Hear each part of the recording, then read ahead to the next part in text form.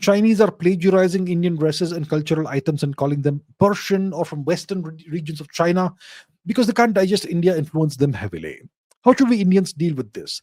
Same thing with Hindu numerals. I don't know why they add Arabic, the term Arabic to it, because it was invented in India. Really now says Chinese use modified Indian clothing, jewelry, and classical dances in so many of their productions, but fiercely deny any Indian origin for them, saying it's Central Asian or Turkic or Persian influence, that even India got this culture from there.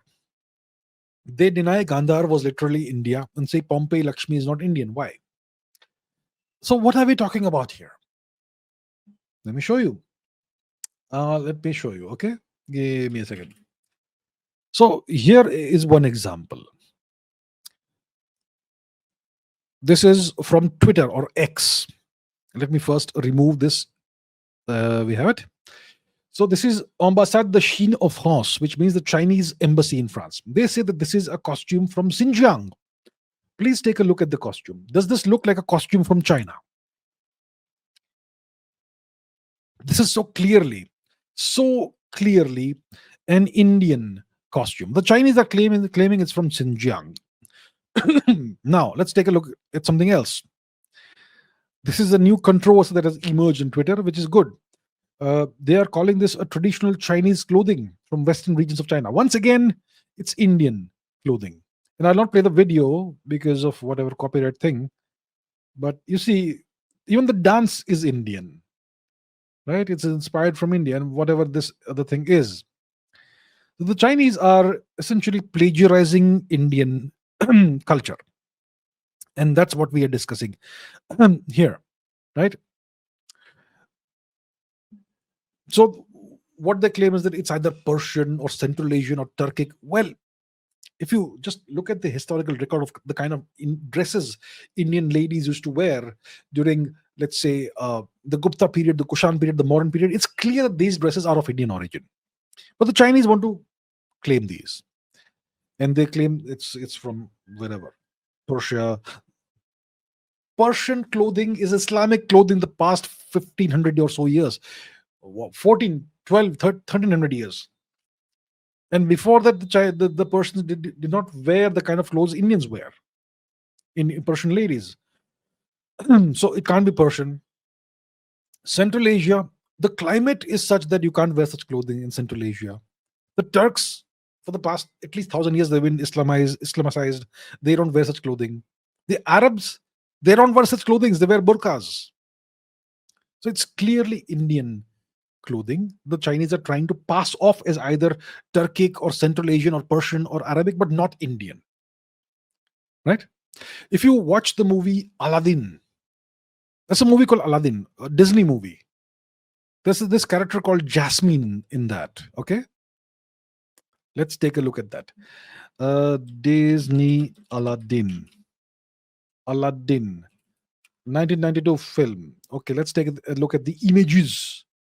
So this is the main character Aladdin, and there is this girl called Jasmine.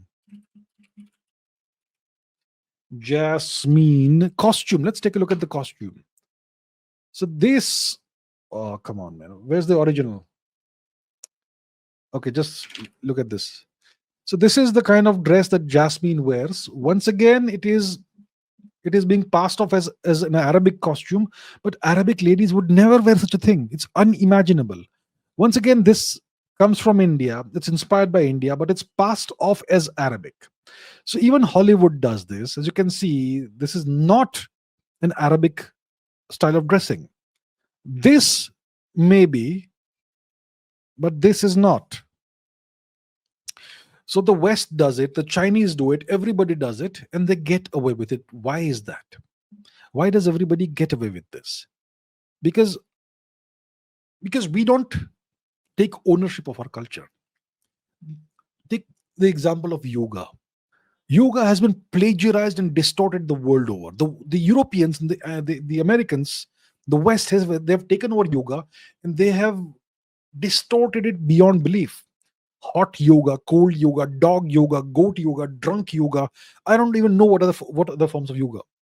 It's because we have never bothered to take ownership of yoga. I have been saying this for years. India needs, the government of India needs to wake the hell up and establish a global yoga standards institute, a global institute of yoga, which will decide what is yoga and what is not yoga. It will decide the standards of yoga.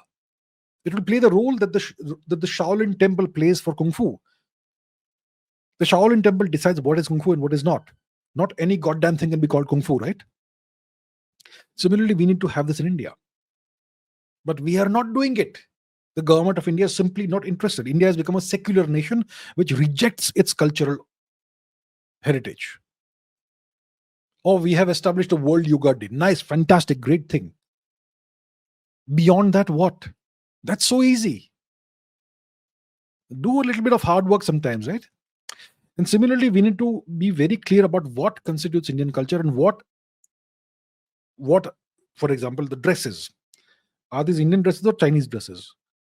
So we need to reclaim our culture. We need to take ownership of our culture.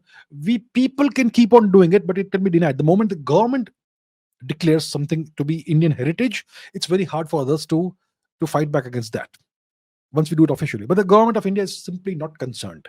I have no idea what they're doing, and it's incredibly frustrating. It is what it is. There we have it.